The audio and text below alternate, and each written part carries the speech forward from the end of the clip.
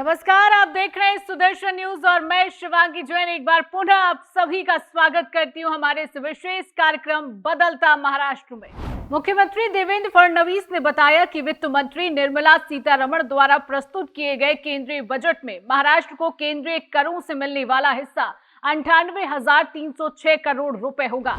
इसके अतिरिक्त बजट के प्रारंभिक आकलन के अनुसार विभिन्न परियोजनाओं के लिए 12,355 करोड़ रुपए का प्रावधान है। इस प्रकार महाराष्ट्र को कुल मिलाकर लगभग 1 लाख करोड़ रुपए प्राप्त होंगे।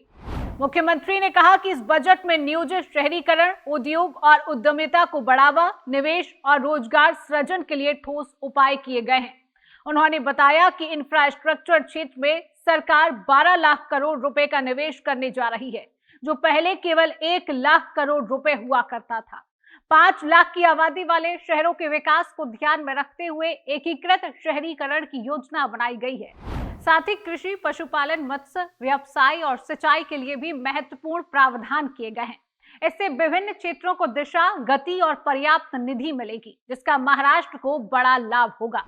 खेती का क्षेत्र हो, पशुपालन का क्षेत्र हो, डेयरी का क्षेत्र हो या फिर फिशरीज का क्षेत्र हो, इन सारे क्षेत्रों में या सिंचाई का क्षेत्र हो, बहुत कारगर योजना तैयार की गई है। बहुत जिसको हम कह सकते हैं भविष्य का विचार करते हुए योजना तैयार की गई है, जिससे यह क्षेत्र विस्तारित भी होगा और इस क्षेत्र को बड़ा फायदा भी मिलेगा। उप मुख्यमंत्री एकनाथ शिंदे ने केंद्रीय बजट की सराहना करते हुए कहा कि छोटे और मध्यम शहरों के विकास, बुनियादी ढांचे के विस्तार और सूक्ष्म, लघु एवं मध्यम उद्योगों को प्रोत्साहन देने वाली घोषणाओं से मुंबई और महाराष्ट्र को विशेष लाभ होगा। उप मुख्यमंत्री ने कहा कि बड़े शहरों की तर्ज पर टियर 2 और टियर 3 शहरों के विकास, नगर निगम बॉन्ड को प्रोत्साहन और शहरी बुनियादी ढांचे के लिए बड़े फंड की व्यवस्था से शहरों की तस्वीर बदलेगी। मुंबई में Indian institute of creative technology की स्थापना और हाई स्पीड रेल कॉरिडोर जैसे घोषणाएं राज्य के लिए महत्वपूर्ण है। मुख्यमंत्री देवेंद्र फडणवीस की अध्यक्षता में मंत्रालय में आयोजित मंत्रिमंडल पायाभूत सुविधा समिति की बैठक में छत्रपति शिवाजी महाराज अंतर्राष्ट्रीय हवाई अड्डा से नवी मुंबई अंतर्राष्ट्रीय हवाई अड्डा तक 35 किलोमीटर लंबी मेट्रो लाइन 8 कनेक्टिविटी को मंजूरी दी गई। मुख्यमंत्री फडणवीस ने निर्देश दिए कि सभी पायाभूत सुविधा परियोजनाओं के लिए भूमि अधिग्रहण और आवश्यक वैधानिक अनुमतियां परियोजना शुरू होने से पहले पूरी की जाए। लोकमान्य तिलक टर्मिनस कुर्ला जैसा जो एक महत्वपूर्ण रेलवे का जंक्शन है, उसको भी इसके साथ जोड़ा जाएगा। 2 बड़े रेलवे जंक्शन इसके साथ जोड़े जाएंगे। 3 मेट्रो के अलग अलग जो मार्ग है, उनके इंटरचेंजेस इसके साथ जोड़े जाएंगे। तो एक बहुत बड़ी कनेक्टिविटी मुंबई, नई मुंबई और बची हुई पूरी मुंबई ऐसे इसके साथ इस मेट्रो के लाइन के कारण तैयार होने वाली है। करीब 17 से 18 हजार करोड़ रुपया इसके ऊपर खर्चा होगा। गणतंत्र दिवस 2026 की परेड में झांकियों के विजेताओं की घोषणा कर दी गई है।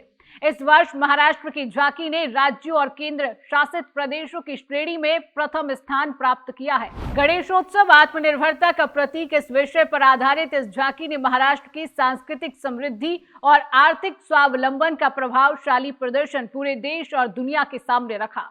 इस वर्ष की झांकी में महाराष्ट्र की अष्टविनायक परंपरा, सार्वजनिक गणेशोत्सव में जन सहभागिता तथा इस उत्सव से जुड़े लाखों लोगों को मिलने वाले रोजगार जैसे मूर्ति निर्माण, सजावट, वाद्य निर्माण आदि का जीवंत चित्रण किया गया।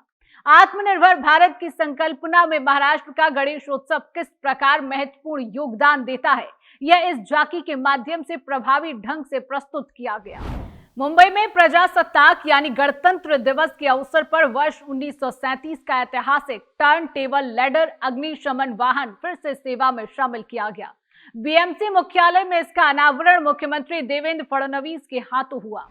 मुख्यमंत्री ने इसे मुंबईकरों के लिए गर्व का क्षण बताते हुए कहा कि मुंबई फायर ब्रिगेड देश ही नहीं, दुनिया की सबसे सक्षम अग्निशमन सेवाओं में गिनी जाती है। यह विंटेज वाहन इंग्लैंड की लेलैंड कंपनी द्वारा बनाया गया था और 1941 में मुंबई फायर ब्रिगेड के बेड़े में शामिल हुआ था। 1944 में मुंबई डॉक पर एसएस फोर्ट स्टिकिन जहाज में लगी भीषण आग के दौरान इसने बचाव कार्य में महत्वपूर्ण भूमिका निभाई थी और कई लोगों की जान बचाने में मदद की थी। आज के बदलता महाराष्ट्र के इस अंक में केवल इतना ही। नवीन जानकारियों के साथ एक बार पुनः आपसे भेंट होगी अगली बार। तब तक के लिए शिवांगी जैन को दीजिए अनुमति। जय महाराष्ट्र, जय हिंद।